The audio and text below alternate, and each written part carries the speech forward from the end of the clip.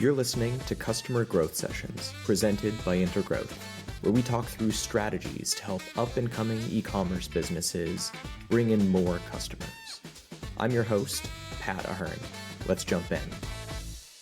All right, listeners, welcome back to the latest episode of Customer Growth Sessions. Today, I'm thrilled to have on Melissa Hollis, the CEO and co-founder over at Taylor Street. Melissa, welcome to the show. Thanks for having me, Pat. Our pleasure. We're thrilled to have you on. Could you start out by telling us what is Taylor Street? Taylor Street Collective is a resource specifically designed for the one-person solo marketing team at startups, but we also service small teams, growing startups, and are starting to service the early stage founders and fundraising companies. That's where we're at. We really emphasize a couple of approaches. So my co-founder and I, her name is Celine, and she's our COO. We both operate as fractional CMOs, though, for our clients and when we do client work. But we also bring in other CMOs and other talented marketing leaders to help support clients when they have more relevant experience. So we love the fact that we can kind of be industry agnostic and help both B2B, B2C, and we're starting to emerge in the CPG space and e-commerce space as well. But really, the two things that we focus on are the end user. And so really hyper focusing on persona and ICP development and building a marketing strategy, specifically like a go-to-market or a go-to-market refresh around the end user and the end buyer. The other piece of it that I think makes us different is, as I was saying earlier, we have Celine's brain and we have my brain. And I think one of the beautiful things about marketing and advertising specifically is it takes both the left and the right sides of your brain to be analytical, to be focused on numbers, and to be creative and emotional and really tap into that human connection. And Celine and I have done both. We've been the one-person marketing team at startups and small businesses, and we've had to use both sides of our brain. Whereas I lean toward the creative right brain side. She's more analytical and demand gen, numbers focused. So she's got that left brain side. Whenever we bring on a client or any client account we take on, they both have a representative of the right brain and the left brain working on their account. And so you hit on a lot of points there. For today, the big themes that we're going to be focusing on are, I'm going to throw out a couple jargony terms that we'll talk about in a second, but go-to-market strategies, ICPs, buyer personas.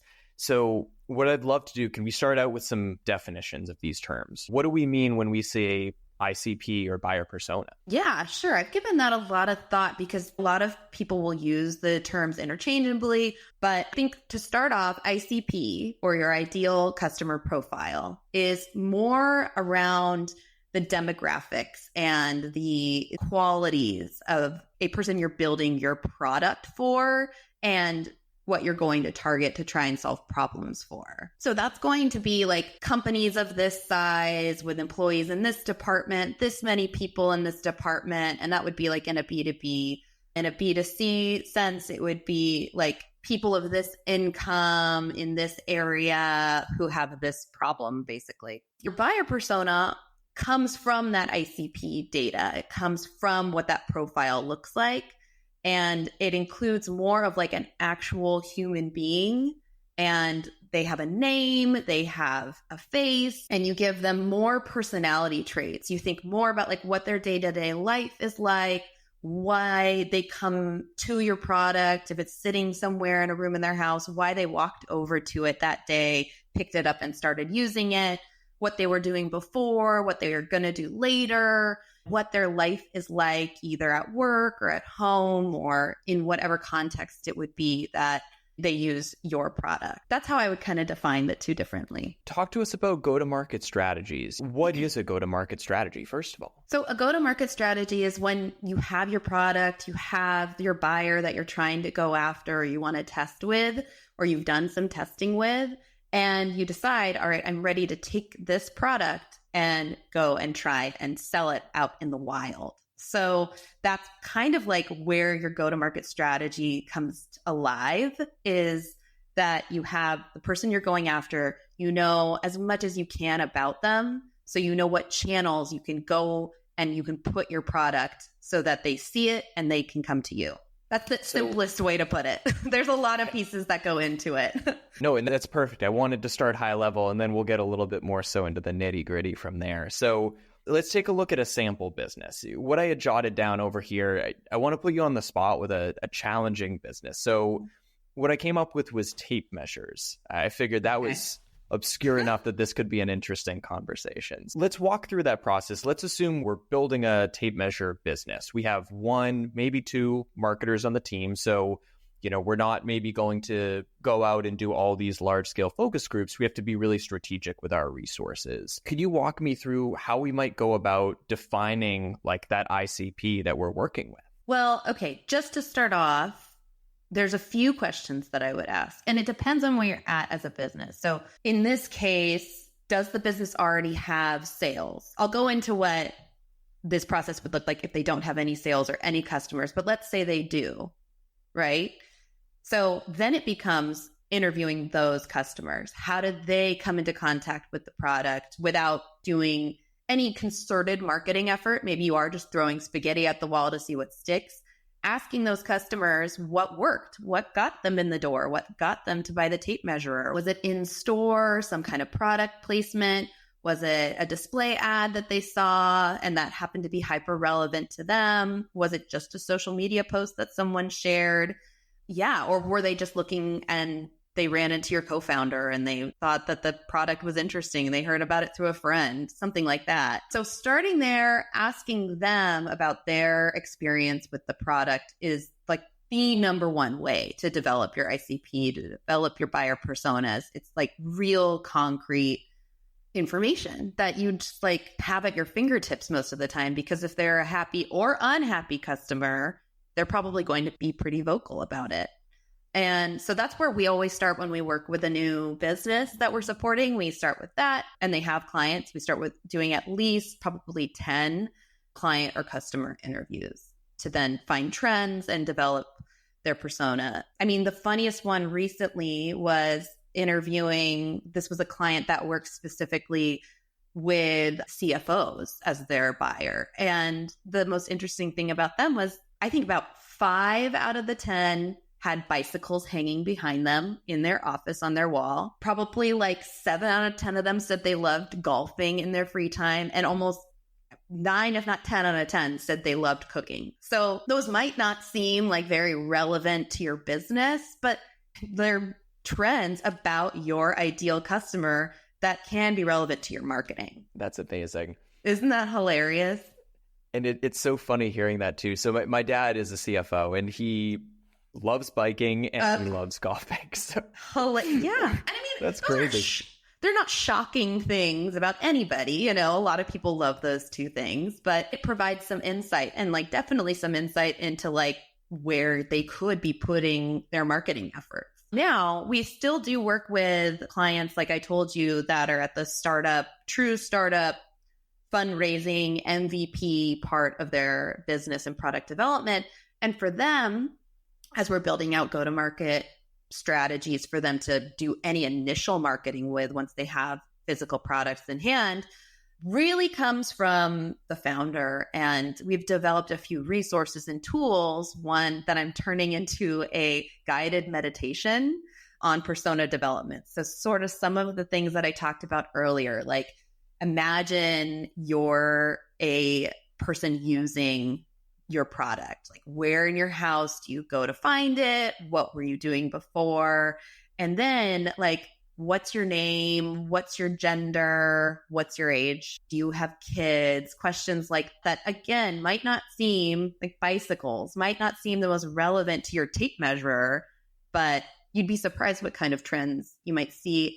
And then also you'd be surprised what comes out of your mouth as a founder, because I think as a business owner, you often get wrapped up in creating the perfect product when really you just need to get wrapped up in solving problems for the right people. And oftentimes deep down, you know who those right people are, or you have some idea. And I'd rather we throw spaghetti at that wall, try to make things stick, versus throwing spaghetti up in the air, because it's just going to stick to the ceiling and the floor. Along those lines, I think that's really the only critique I've ever heard in the context of like ICPs and buyer personas is oftentimes there's a lot of like noise that can go into that exercise. I think it's the feedback that I would say comes most often from the skeptics that I've spoken to. But to your point, there's really no harm in saying, hey, let's start out by putting all that noise together. Let's see what sort of trends really stick out to us. Some of it's going to be irrelevant, but some of it might end up resulting in something really meaningful that we can use to either improve our marketing or to improve our product down the road.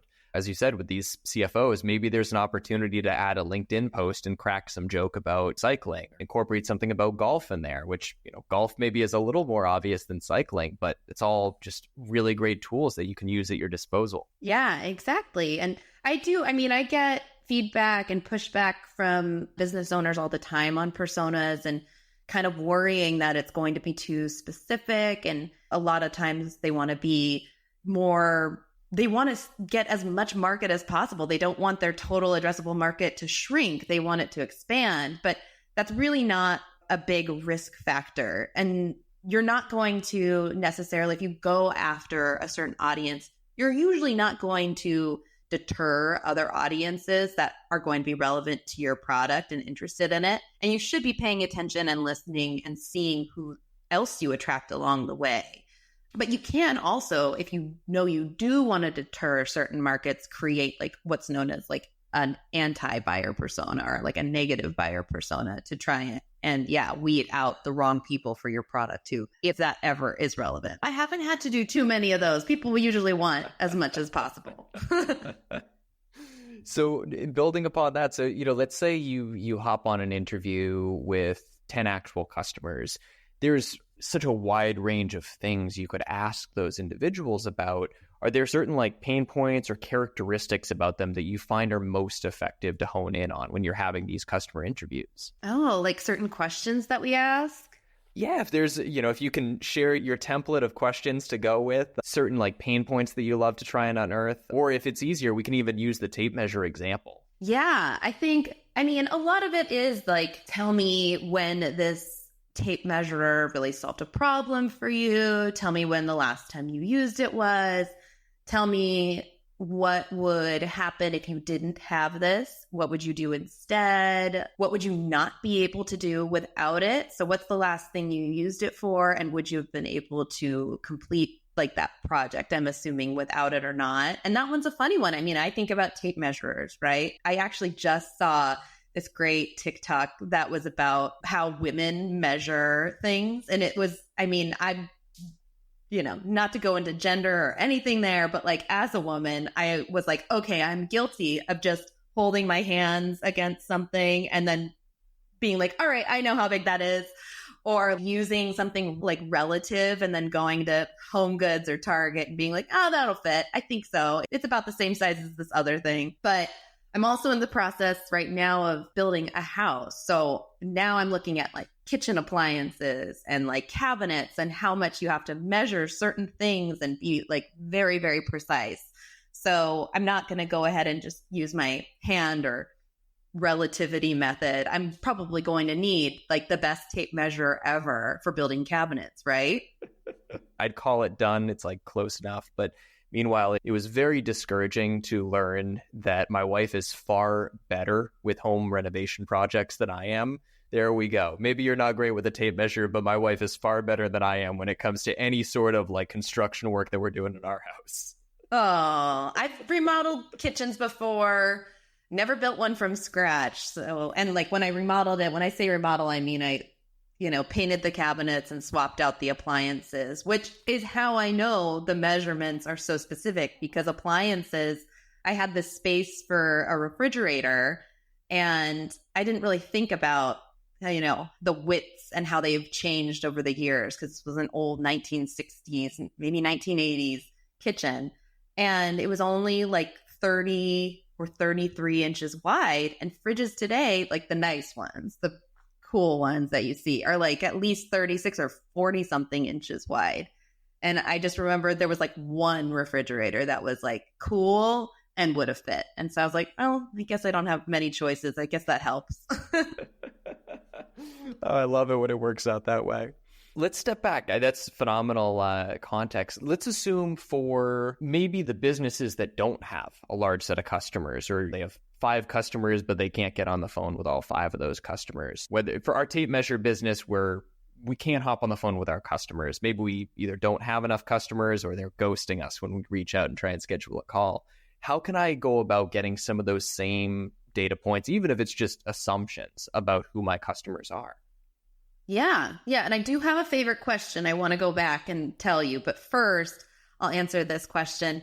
And I think that comes from, I'd say with something like a tape measurer, you're probably the inventor, right? You're an inventor business owner. You've done something specific with the tape measure. Maybe you designed it with different colors for some reason, or different, maybe there's something fun on the tape measure itself that helped solve a problem for you or someone you know. This is where I think it's really important for every business owner to understand that at one point they were the end user, and that is important to tap into and to be able to articulate what problem they were solving for themselves or someone close to them. And then, and I'm working through this as well in my own role as a new business owner, going from being the customer or the ideal person for this tool that they've invented into the person who's like the one solving the problem. Like going and putting that someone else in those old shoes they were wearing and putting on new shoes where they're the ones solving the problem. So you have to be able to tap into when you were the user to then come up with who your ideal customer profile is. And it can be based on yourself or that person close to you. And then saying like, there are people out there who have those same problems that I was trying to solve in how I developed this product. And then you have to put on your business owner hat and become the person who's leading the old you into a new era where you have solved that problem and you can achieve all these things you've wanted to do. So with that, I think it is like an exercise. And like I said, we have some tools and resources for that, where you're really just trying to document what problems you were solving and then think about who else has those problems. And a lot of times that takes having more conversations about the product, getting lots of different opinions, and going out and doing that kind of research and networking in order to determine that. And it doesn't mean having to do it in person. I hear all the introverts that have amazing entrepreneurial and inventive minds going, oh, I don't want to go do that.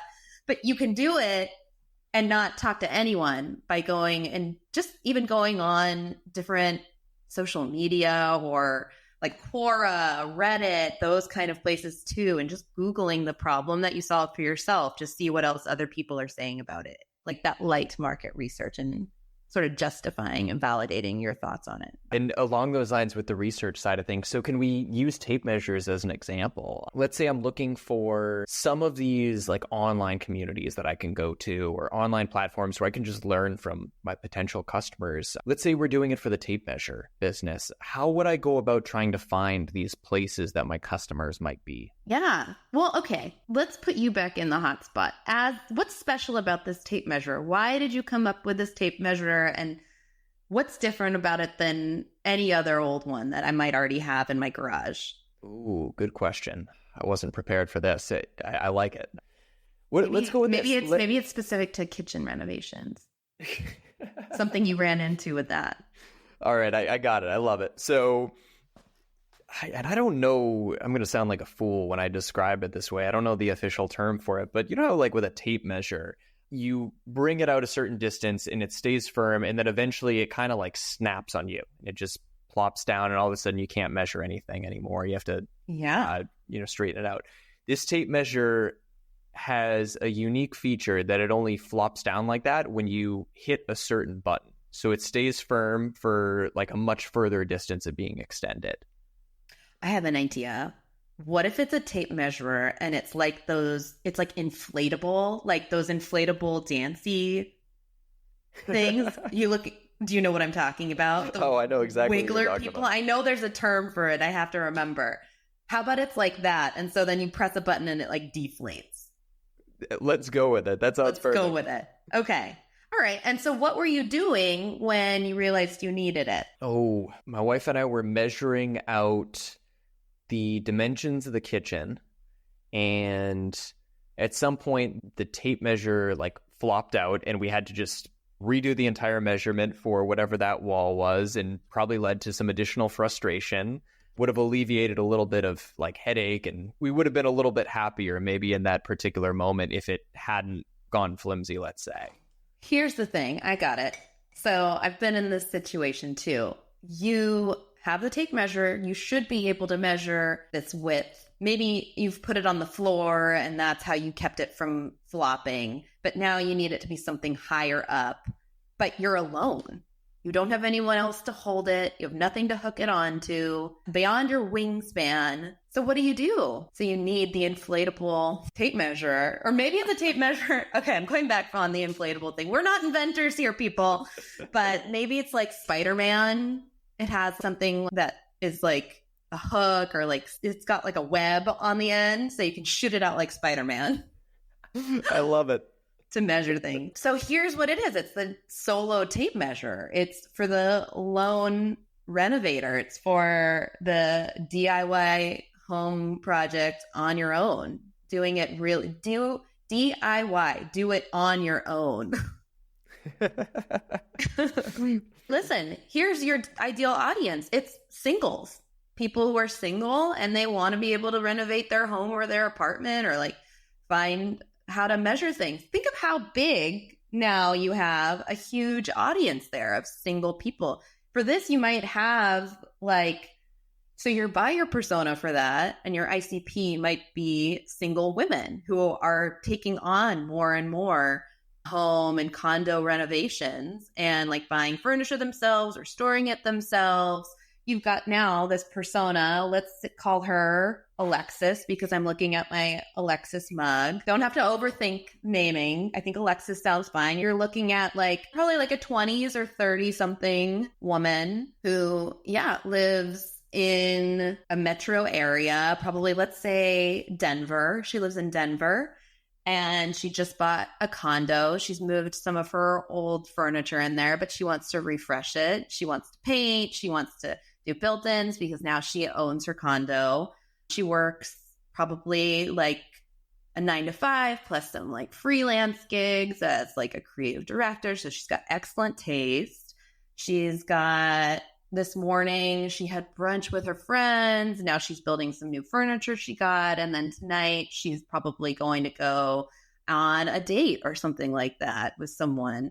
But she's, trying to do this project alone. So she's getting some good alone time. She maybe got like a little tiny dog and the dog's just being cute and sleeping on the couch. And she needs to be able to measure things. So she's got her Spider-Man measuring tape. It's going to need a better name. This is usually where I come into play, is naming things, but that process takes some time. So we'll cut you some slack. It's some brainstorming. I love it. I'll think of it. It'll be by the end of this conversation. I'll have one. Oh man, the dream would be if after this, a couple weeks after this comes out, we get a note from someone saying, "Hey, thanks for the great idea. We ended up releasing the Spider-Man tape measure." But I know. Now we've kind of got to get on it, because think of how big that market is. And if you go after Alexis, you're also going to get Josh and Terry and tons of like other people from different demographics who have had to do projects on their own, whether they're single or they've been married for 40 years.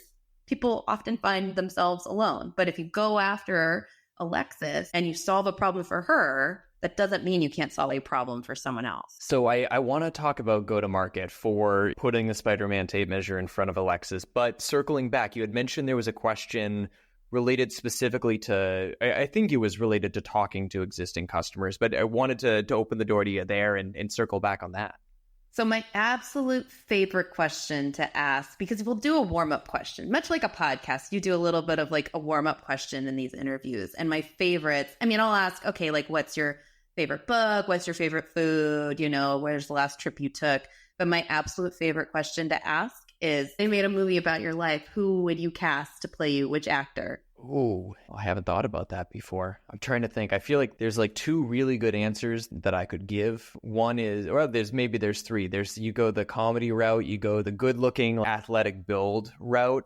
Man, I'm going to be egotistical. Start dropping some names. I'm going to go Tom Hanks on that one. Oh, I could have Tom Hanks be America's Dad. Oh, yeah, of course. Okay. I like it. That's pretty egotistical, though. You have to do some really cool stuff to have Tom Hanks play you in a movie.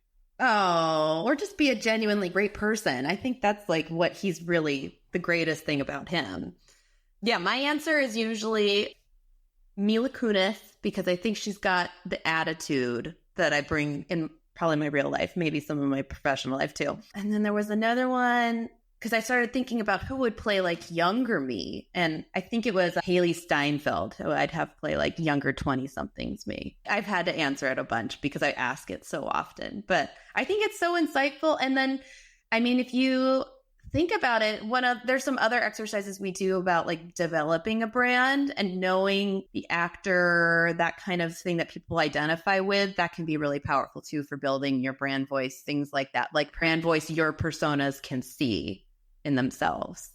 But we're getting ahead of ourselves. That's a future podcast or potential client conversation. So circling back, I think that's a good starting point for thinking about buyer personas. Let's go back to Alexis, though, and the Spider-Man tape measure. So we have a general sense of, who is our main buyer persona that we're going after. We have a sense of what is our product, what makes it unique. How do we go about building a go-to-market strategy from here? And let's stick with the Spider-Man tape measure example. Yeah. And how do we get Alexis? I think there's some obvious channels Alexis is probably on, especially if she's doing like home reno. She's probably on Pinterest and TikTok. So from a social media strategy, she's probably getting inspiration and saving things from those channels, because that's what a lot of us do. But you'd also probably find her on like different blogs about home renovations. You'd want to be doing display ads with that in mind. So she just bought her place. Maybe, and this is an interesting one, very not digital, but maybe you start working with realtors. Let's say you're a Denver business too. So you're starting out local. Maybe you start working with realtors who specialize in first-time home buyers or in condo sales, things like that. And you say, hey, we've got this awesome tape measure. It's great. You can use it on your own. It's got a great price point. It's got a cool design. It's very modern, very new, very chic. It would make a great gift for your new home buyers when you give them their keys. Oh, I love it. Almost as in like building out like a welcome basket type thing. Yes. Yeah. Ah, okay. And realtors will usually throw in like a bottle of champagne and maybe a mug and a business card and a calendar, and then throw in this tape measure and maybe a couple other little things that you need as a first-time homeowner. Yeah, I have to say, though, frankly, I'd be kind of pissed if I was supposed to get a bottle of champagne and I just get this tape measure instead. No. A basket. Okay, all right. It's one of the many things that are included there. You're not just one of many, yeah. But it's going to be the thing. They're going to be like, oh my God, Alexis is going to be like, oh my God, this tape measure is so great. I'm always going to remember my realtor who gave me this awesome tape measure. Every time I look at this tape measure, I'm going to think of my realtor, right? So there you go. And that's something you can say to the realtor. Whoever's out there who's going to invent this really cool tape measure we came up with, also call us so we can help you. But here's exactly what you should do. We're giving someone a business plan in a box right here. I love it. I know. Maybe that should be the title. So that was a lot of phenomenal ways we can reach our customer. Let's say I have a limited budget. Let's say marketing budget $10,000 over the course of the first couple of months so that we can start generating sales for this. What advice do you typically offer in terms of how to think about spreading out that marketing budget across a couple of these channels? Is it better to try and go all in on one or two channels? Better to just make small bets in a lot of different places? What's your take there? I think it really depends. Okay, if you need that marketing budget to work and you can't just play around and use those couple months in that budget to experiment and see what works, then I would say go all in on one channel and the channel that you feel the strongest about.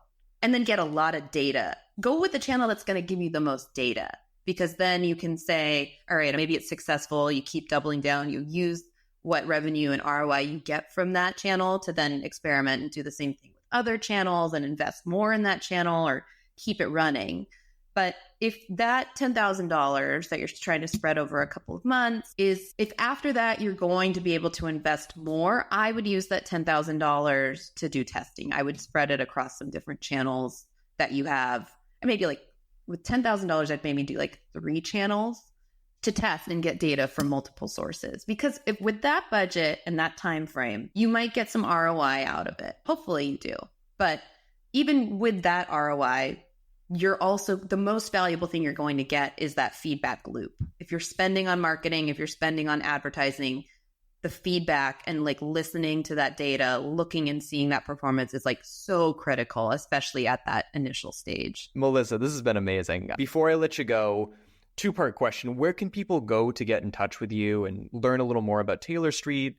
And then also, what resources would you recommend for listeners that maybe want to just learn more about either building out ICPs, buyer personas, or talking about go-to-market strategies? Yeah, well, thanks for having me, Pat. This has been so fun. And I mean, the listeners don't know, but we've worked together for a while and known each other for a while. And I just always had such a great time. So when we talked about doing this podcast, it was a no-brainer. I wanted to come on and even just to chat. To find me, I'm most active on LinkedIn. So you can just find me there, Melissa Hollis. And then you can also follow Taylor Street Collective on LinkedIn too, where we're sharing a ton of our resources from the blog and some of our newer resources that are more like tool focused, tool oriented. The one I mentioned earlier about developing your buyer persona. And I'm going to be doing a guided meditation to go along with it. We'll also be doing some resources specifically for one-person marketing teams that we're really excited. And those will be coming out in the next month or so, along with other guided meditations, because it's a stressful time of year, especially in e-commerce. Right now we're recording, it'll be fall, so the end of the year. So that's what we're really focused on. And then, check out taylorstreetco.com, and then you'll be able to find our blog from there and get in touch with us. If you ever want to talk about anything or vent about marketing issues, we are happy to hop on calls, and really we love talking to business owners. And that was a big reason why we started the business, just to help more business owners and CEOs and get to see these exciting products that are changing the world. And we'll share links in the show notes. So listeners, check out the show notes. We'll have a bunch of links in there so you can get in touch with Melissa, the entire team, and find a bunch of the resources they've shared over time. Once again, this is Melissa Hollis, the co-founder and CEO over at Taylor Street Collective. Melissa, thank you for coming on today. Thanks for having me. Thanks for tuning in to Customer Growth Sessions. If you found it helpful, subscribe and give us a review. It helps us to grow the show. Looking for more SEO guidance on how to grow your business? Contact us at intergrowth.com/estimator or email me directly. You can reach me at pat@intergrowth.com. That's all for today. We'll see you again soon.